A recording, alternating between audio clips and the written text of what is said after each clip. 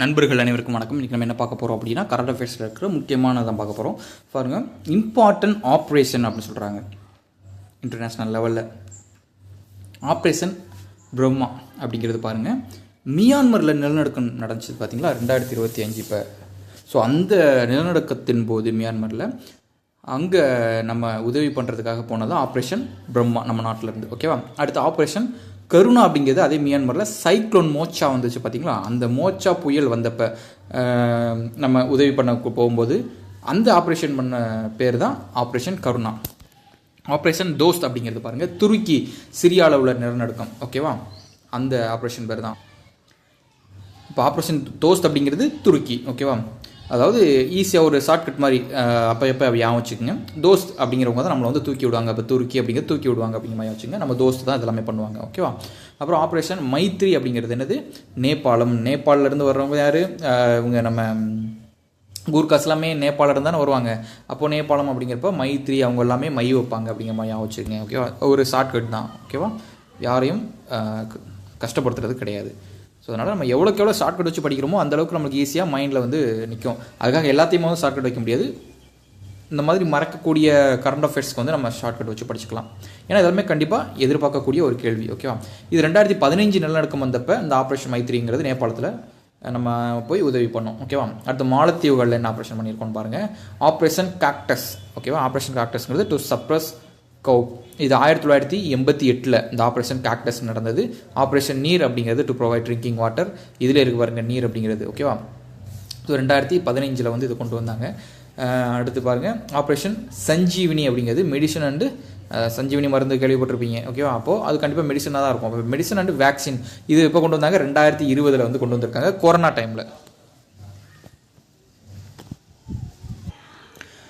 அப்புறம் பாருங்கள், இலங்கை ஆப்ரேஷன் பவன் அப்படிங்கிறது என்னது, இலங்கையில் இருக்கக்கூடிய ஒன்று. அது பாருங்கள், இந்தியன் பீஸ் கீப்பிங் ஃபோர்ஸ். ஓகேவா? என்னது, இந்தியன் பீஸ் கீப்பிங் ஃபோர்ஸ், அதாவது எல்டிடிஇ. எல்டிடிஇனா யார், நம்ம தமிழர்கள், நம்ம இலங்கை தமிழர்களுக்காக இப்போ தலைவர் யார், நம்ம இலங்கை தமிழர்களுக்கு உண்டான தலைவர்னு சொன்னாலும் நம்மளுக்கு யார் ஞாபகம் வரும், தலைவர் பிரபாகரன் அவர்கள் தான் ஞாபகம் வருவாங்க. ஸோ அவருடைய அமைப்பு தான் என்னது, இந்த எல்டிடிஇ. நீங்கள் இந்த டயலாமோ அப்படின்னு ஒரு சாங் இருக்கும், அந்த சாங்கில் கூட ஸ்ரீலங்கா நீயானா எல்டிடி நானானா அப்படிங்கிற மாதிரிலாம் ஞாபகம் வரும், அந்த வரிகள் எல்லாமே வரும். அப்போ எல்டிடிஇ அப்படிங்கிறது என்ன அப்படின்னா அந்த புலிகளுடைய அமைப்பு. சரியா இல்லை, அதாவது லிபரேஷன் ஆஃப் டைகர் அப்படிங்கிற மாதிரி வரும். இது ஃபுல் ஃபார்ம் கூட நீங்கள் பார்த்துங்க நெட்டில். ஓகே? அப்போ ஆப்ரேஷன் பவனுங்கிறது இந்தியன் பீஸ் கீப்பிங் ஃபோர்ஸ். ஓகேவா? இலங்கையில் இந்த எல்டிடிஇயில். எல்டிடிங்கிறது தலைவர் பிரபாகரன் அவர்களுடைய அமைப்பு. அப்புறம் பாருங்கள், வங்கதேசம். அதில் என்ன பாருங்கள், devil hunt, operation devil hunt, அதாவது முன்னாள் பிரதமர் ஷேக் ஹசீனாவின் ஆதரவாளர்களை ஒடுக்குதல் அப்படிங்கிறதுக்கு பேர் தான் ஆப்ரேஷன் டெவில் ஹண்ட். ஓகேவா? அப்புறம் பாருங்கள், இது வந்து வங்கதேசம். இந்த வங்கதேசத்தில் இருக்கக்கூடிய முன்னாள் பிரதமர் தான் அந்த ஷேக் ஹசீனா அப்படிங்கிறவங்க. ஸோ அவங்களுடைய ஆதரவாளர்கள் ஒடுக்கிறதுக்காக தான் இந்த ஆப்ரேஷன் டெவில் ஹண்ட்ங்கிறது கொண்டு வந்தாங்க. சரியா? ரெஸ்கியூ ஆப்ரேஷன் டியூரிங் இன்ஸ்டெபிலிட்டி, அதாவது அல்லது வார், ஒரு நிலைத்தன்மை இல்லாத ஒரு நேரத்தில் இல்லைனா ஒரு போர் நேரத்தில் வந்து இந்த ஆப்ரேஷன் ரெஸ்கியூ ஆப்ரேஷன். இந்தியர்கள் இப்போ ஒரு நாட்டில் போய் இருப்பாங்களே, நம்ம நிறைய நாட்டில் வந்து நம்ம இந்தியர்கள் வந்து வாழ்கிறாங்க. அப்படி வாழும்போது அங்கே ஏதோ ஒரு பிரச்சனை நடக்குது அப்படின்னா, அங்கே ஒரு நிலநடுக்கமோ இல்லை ஒரு போரோ அந்த நாட்டில் நடக்குதுன்னா அங்கே இருக்கக்கூடிய இந்தியர்களை நம் நாட்டுக்கு அழைத்து வருவதற்கு பெயர் தான் இந்த ரெஸ்கியூ ஆப்ரேஷன் சொல்லுவாங்க. ஸோ அந்த மாதிரி இதில் வந்து ஆப்ரேஷன் இந்திராவதி அப்படிங்கிறது ஹைதி. சரியா? ஹைதி அப்படிங்கிற நாட்டில் கொண்டு வந்து தான் இந்த ஆப்ரேஷன் இந்திராவதி, அங்கே இருக்கக்கூடிய இந்தியர்களை மீட்டு வர்றது. ஓகேவா? ஹைதி இந்திராவதி. அதாவது இப்படி ஞாபகம் வச்சுக்கலாம், ஹைட்டு, இந்திரா காந்தி அவர்கள் வந்து இருக்கிறதுலே உயர்ந்த பதவி ஹைட்டில் வந்து இருந்தாங்க அப்படிங்கிற மாதிரி ஞாபகம் வச்சுக்கோங்க. ஆப்ரேஷன் அஜய் அப்படிங்கிறது இஸ்ரேல் பாலஸ்தீன் அந்த போர் நடந்துச்சு பார்த்தீங்களா, அப்போது அங்கே இருக்கக்கூடிய இந்தியர்களை மீட்டு வர்றதுக்கு கொண்டு வரப்பட்டதான் ஆப்ரேஷன் அஜய். ஓகேவா? அதுக்கு அடுத்து பாருங்கள், ஆப்ரேஷன் காவேரி அப்படிங்கிறது என்னது, சூடான். காவேரி வந்து தண்ணி எப்பயுமே சூடாக தான் இருக்கும் அப்படிங்கிற மாதிரி வச்சுங்க, தமிழ்நாட்டில் ஓடுறதா. ஸோ அப்படிங்கிறப்ப நம்ம காவேரி, நம்ம தமிழ்நாடு வந்து எப்பயுமே ஹீட்டாக தானே இருக்கும். அப்போ காவேரிங்கிறது சூடாக இருக்குங்கிற மாதிரி வச்சுக்கோங்க. ஆப்ரேஷன் கங்கா அப்படிங்கிறது ரஷ்யா உக்ரைன் போர் நடக்கலையே, அப்போது அங்கே இருக்கக்கூடிய இந்தியர்களை, உக்ரைன் அங்கே ரஷ்யாவில் இருக்கக்கூடிய இந்தியர்களை மீட்பதற்கு பெயர் தான் ஆப்ரேஷன் கங்கா அப்படிங்கிறது. ஓகேவா? ரஷ்யா மேலே தானே இருக்குது, நம்ம இந்தியாவுக்கு மேலே. கங்காவும் எங்கே இருக்குது, நம்ம தமிழ்நாட்டுக்கு மேலே இருக்குது. அப்போ மேலே இருக்கிறதுனால ரெண்டுமே கங்கா கங்கா ரஷ்யா ஞாபகம் வச்சுங்க, காவேரிங்கிறது சூடான். ஓகேவா. அப்புறம் ஆப்ரேஷன் தேவி சக்தி அப்படிங்கிறது பாருங்கள், ஆப்கானிஸ்தானில் இருக்கக்கூடிய இந்தியர்களை நம்ம கொண்டு வரது ரெஸ்கியூ பண்ணிட்டு வரதுக்கு பேர் தான் இந்த தேவி சக்திங்கன்னு சொல்கிறாங்க. சரியா. அடுத்து ஆப்ரேஷன் சக்கரவர்த்தி சர்வசக்தி. தேவி சக்திங்கிறது ஆப்கானிஸ்தான். ஓகேவா. தேவினா ஆப்கானிஸ்தான். சர்வசக்தி அப்படிங்கிறது இந்தியன் ஆர்மி கவுண்டர் டெரரிசம், அதாவது தீவிரவாத ஒழிப்பு. ஜம்மு காஷ்மீரில் நிறையா இப்போ நீங்கள் கூட பார்த்துருப்பீங்க, பகல்காம் அட்டாக்கில் வந்து நம்ம இந்தியர்கள் டூரிஸ்ட்டாக போனவங்க எல்லாரும் நிறைய பேரை வந்து சுட்டு கொண்டிருந்தாங்க. ஒரு 26 பேர்கிட்ட வந்து இறந்துருந்தாங்க. சரியா. ஸோ அப்போது காஷ்மீரில் வந்து அங்கங்கே அந்த தீவிரவாதிகள் வந்து ஊடுருவி அங்கே இருக்கக்கூடிய மக்களுக்கு வந்து ஒரு களங்கத்தை வந்து ஏற்படுத்துகிறாங்க. சரியா. அப்போது அங்கே இருக்கக்கூடிய அந்த தீவிரவாதத்தை ஒழிக்கணும் அப்படிங்கிறதுக்காக தான் அந்த ஆப்ரேஷன் சர்வசக்தி அப்படிங்கிறத கொண்டு வந்தாங்க. ஓகேவா. அடுத்து ஆப்ரேஷன் சக்தி அப்படிங்கிறது 1998 மே 11 பொக்ரான் அணு சோதனை. இது பார்த்திங்கன்னா இது வந்து 2வது பொக்ரான் அணு சோதனை. இந்தியாவில் வந்து மொத்தமே 2 அணு சோதனைகள் தான் நடத்தப்பட்டு இருக்குது. சரியா. அதில் முதலாவது பார்த்தீங்க அப்படின்னா 1974 ஆப்ரேஷன் ஸ்மைலிங் புத்தான்னு சொல்லிட்டு ஒரு அணுகுண்டு போட்டாங்க. பொக்ரானில் தான் இந்திரா காந்தி அம்மா அவர்களுடைய காலகட்டத்தில் தான் இந்த ஆப்ரேஷன் ஸ்மைலிங் புத்தா, சிரிக்கும் புத்தர் அப்படிங்கிற அந்த முதல் அணுகுண்டு சோதனையை நிகழ்த்தினாங்க. ஓகேவா.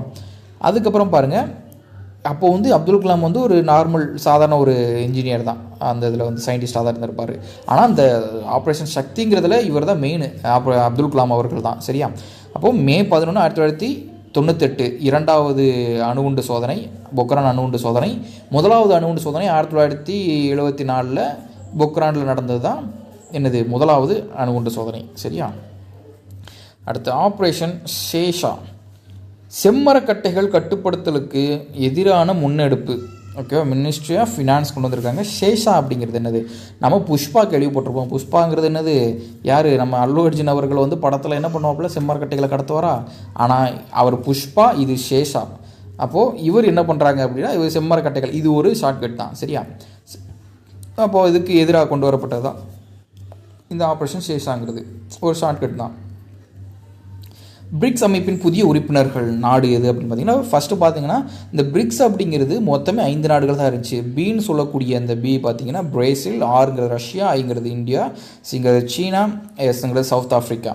ஸோ இந்த 5 கண்ட்ரிகள் தான் நாடுகள் தான் என்ன இருந்துச்சு அப்படின்னா இந்த பிரிக்ஸ் கூட்டமைப்பில் இருந்துச்சு. அதுக்கப்புறம் இப்போ வந்து என்ன பண்ணிட்டாங்கன்னா 11 மெம்பராக வந்து மாற்றிட்டாங்க. இந்த 5 இருக்கிற பிரிக்ஸ் வந்து அந்த 11 மீது இருக்கக்கூடிய அந்த 6 அமைப்பு நாடுகள் எது அப்படின்னா சவுதி அரேபியா. ஓகேவா. சவுதி அரேபியா, ஈரான், எகிப்து, எத்தியோப்பியா. இது ரொம்ப ஈஸியாக வைக்கலாம் பாருங்கள். எகிப்து, எத்தியோப்பியா ஏஏன்னு இருக்கும். சரியா. அடுத்து பாருங்கள் இந்தோனேஷியா, எகிப்து, எத்தியோப்பியா, இந்தோனேஷியா. அப்புறம் அந்த முஸ்லீம்ஸ் கண்ட்ரீஸில் இந்த சவுதி, அதாவது வளைகுடா நாடுகள் இருக்குல்லையே, அங்கே பார்த்தீங்கன்னா சவுதி அரேபியா, ஈரான், யுஏஇ, அதாவது ஐக்கிய அரபு அமீரகம். அப்போ சவுதி வந்துருச்சு, யுஏஇ வந்துருச்சு, ஈரான் வந்துருச்சு. சரியா. அந்த 3 வந்துருச்சு. அடுத்து ஏஏ, எகிப்து, எத்தியோப்பியா, அடுத்து வந்து இந்தோனேஷியா. இந்த 11 மட்டும் ஞாபகம் வச்சுக்கோங்க. ஓகேவா. இந்த பிரிக்ஸ் வங்கி அப்படிங்கிறது பாருங்கள், நியூ டெவலப்மெண்ட் பேங்க், NDPன்னு சொல்லுவாங்க. ஸோ அதை கொண்டு வந்து இவங்க தான். ஓகேவா.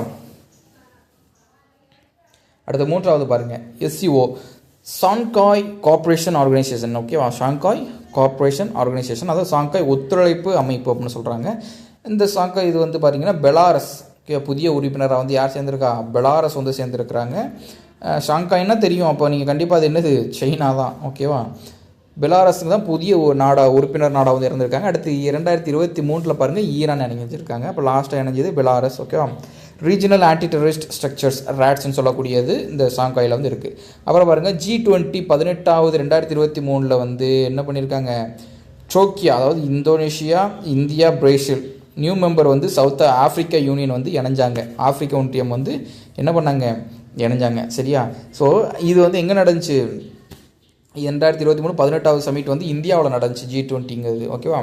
அப்போ தான் இந்த ஒரு முக்கியமான ஒரு முன்னெடுப்பு இனிஷியேட்டிவ் வந்து பண்ணியிருந்தாங்க. என்ன அப்படின்னா India Middle East Europe economic corridor. ஓகேவா. இந்த வார்த்தையை நல்லா ஞாபகம் வச்சுக்கோங்க. IMEE, India Middle East Europe economic corridor அப்படிங்கிறது ரொம்ப முக்கியமானது. இந்திய மத்திய கிழக்கு ஐரோப்பிய பொருளாதார வழித்தடம், அந்த ரோடு போடுறதுக்கு உண்டான இந்தியாவிலேருந்து அந்த மத்திய கிழக்கு ஐரோப்பிய வழியாக செல்லக்கூடிய அந்த வழித்தடத்தை தான் இதை சொல்கிறாங்க. இது வந்து எப்போ கொண்டு வந்தாங்கன்னா அந்த G20 மாநாட்டில் தான் கொண்டு வந்தாங்க. ரொம்ப ரொம்ப முக்கியமானது இது வந்து. சரியா? அடுத்து குளோபல் பயோஃபியூவல் அலையன்ஸ், சர்வதேச உயிரி எரிபொருள் கூட்டமைப்பில் பார்த்தீங்கன்னா இந்தியா, USA, பிரேசில் வந்து இருக்குது. அடுத்து பாருங்கள் 19வது சம்மிட்டு எங்கே நடந்துச்சு அப்படின்னா, அதாவது இப்போ 18வது வந்து 2023 நடந்துச்சா எங்கே நம்ம இந்தியாவில். 19வது பாருங்கள் ரியோ டி ஜெனிரோ பிரேசிலில், ஓகேவா, 2024 நடந்துச்சு. 25ல் பார்த்தீங்க அப்படின்னா அதாவது 20வது எங்கே நடக்க போகுது அப்படின்னா ஜோஹன்ஸ்பர்க், தென்னாப்பிரிக்கா, சவுத் ஆஃப்ரிக்காவில், ஓகேவா. அப்போது கடைசி இப்போ G20 எங்கே நடக்க போகுது, தென்னாப்பிரிக்கா. இதுக்கு முன்னாடி பிரேசிலில் ரியோ டி ஜெனிரோ. ஸோ இதுதான் ரொம்ப முக்கியம். 20th வந்து ஜோஹன்ஸ்பர்க், தென்னாப்பிரிக்கா, ஓகேவா. தேங்க்யூ.